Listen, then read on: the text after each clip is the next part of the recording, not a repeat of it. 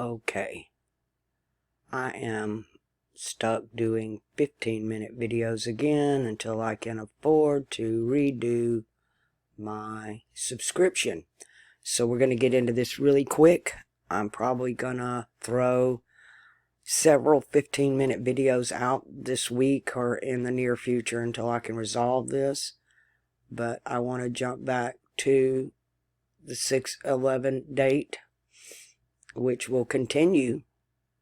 Our next watch date's 12/11, and all we can do is watch. I'm convinced of these dates.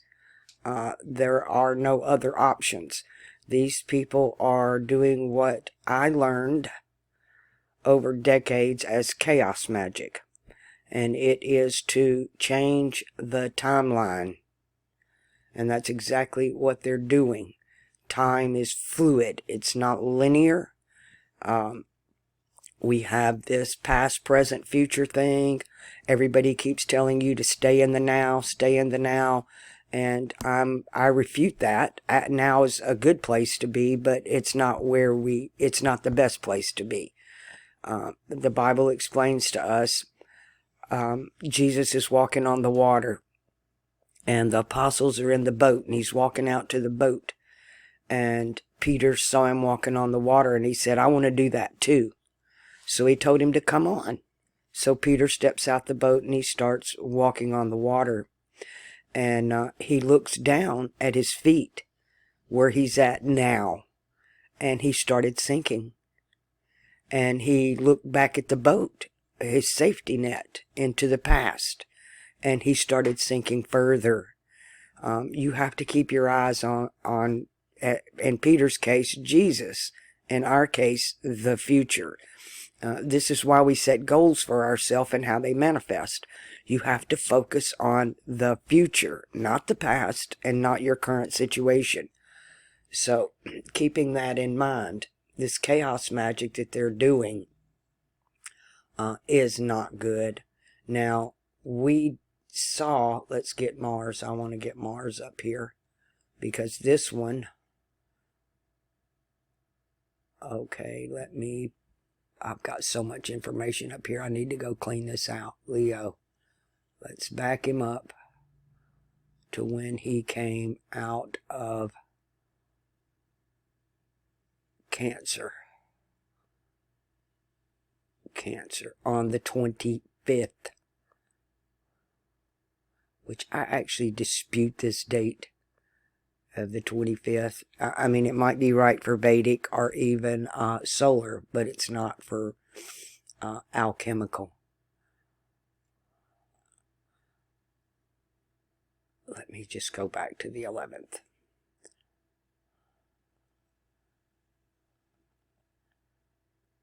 Because what they're doing, I need to explain.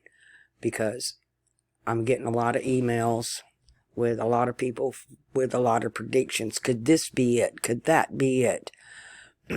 This type of magic that they're doing, this chaos magic, it requires what I call all hands on deck, or all eyes on the scene. This magic, it feeds off, it's like a shock trauma. Chaos magic is, we're performing the magic. They perform the ritual, we're supplying the energy. And for that to occur, everybody has to be on the same page and in a shock trauma state of mind, a mindset. Like 9/11, like Fukushima. These events that are going to occur, you're not going to say, is it this, is it that? Because it's going to be worldwide. It's something the whole world is going to be watching and having an emotional expression on, a shock, a trauma, it has to do with the root chakra, and it is with adrenaline. But it's not just adrenaline. For that shock to go on, what it does in Scientology, they call it the clear.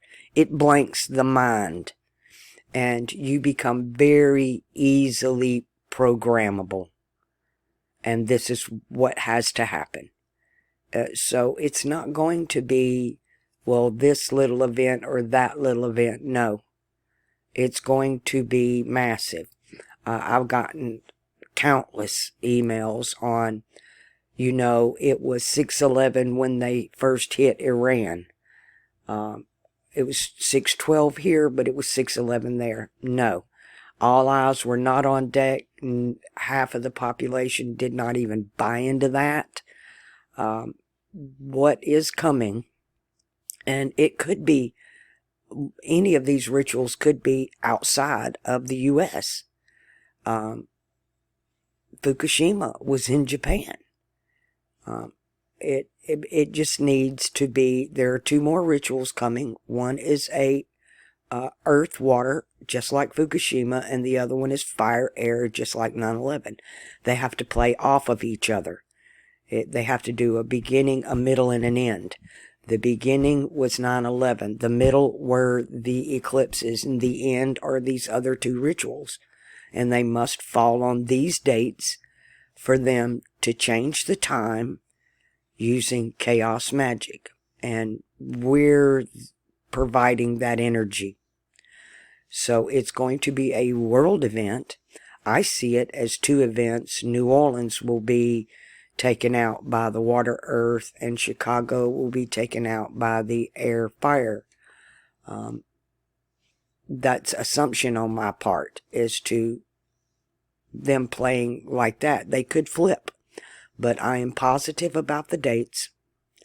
I have no idea about the year. All I can do is watch and guesstimate. But I am, again, positive about it being what we would call world-class events. That the whole world is just going to go, it makes you gasp for air. You take that, oh my God, that kind of thing. I can't believe it. Oh my God, is this really happening? And it will be, the whole world will be watching. Now, they have put us through so much shit that we have become disdain to a lot of stuff. What's going on in Ukraine? What's going on in the Middle East? This is old hat. We played this game before.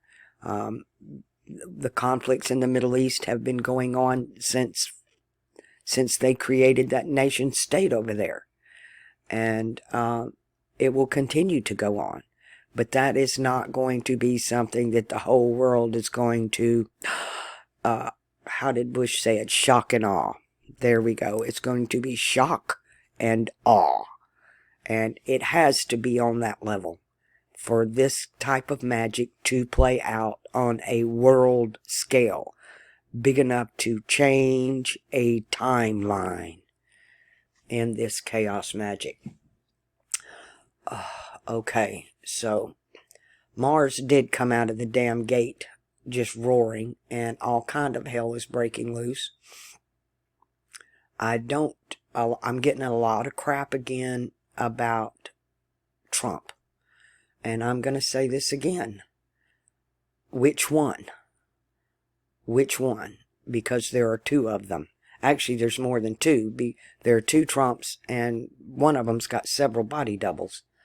But there are 2 playing out, because this is about Gemini. This is about the twins. You have the good twin and the bad twin. The good twin is seen as the bad, and the bad one's seen as the good. The good one is the scapegoat, and the bad one's the perpetrator.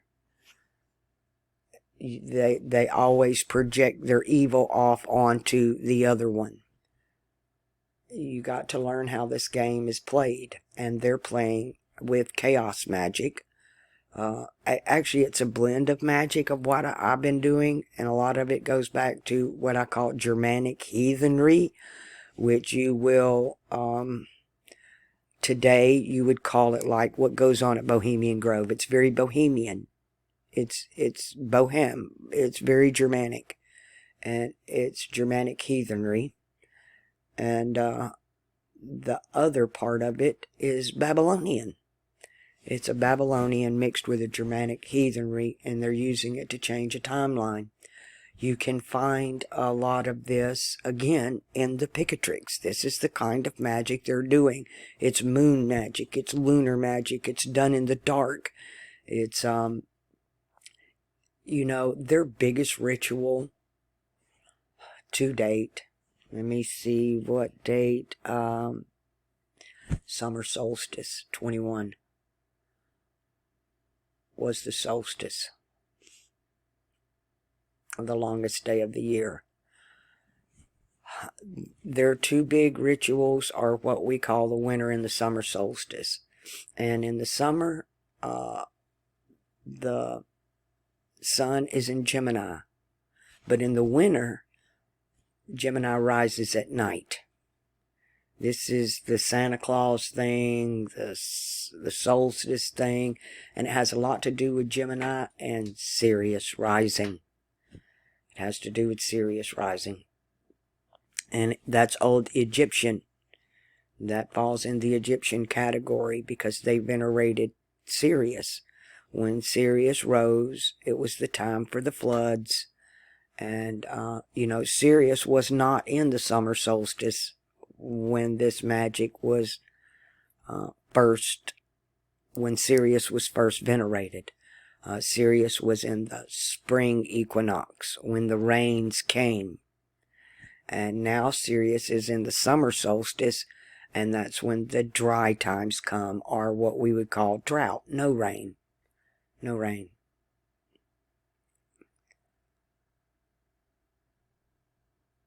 Okay, I only got a couple minutes left here.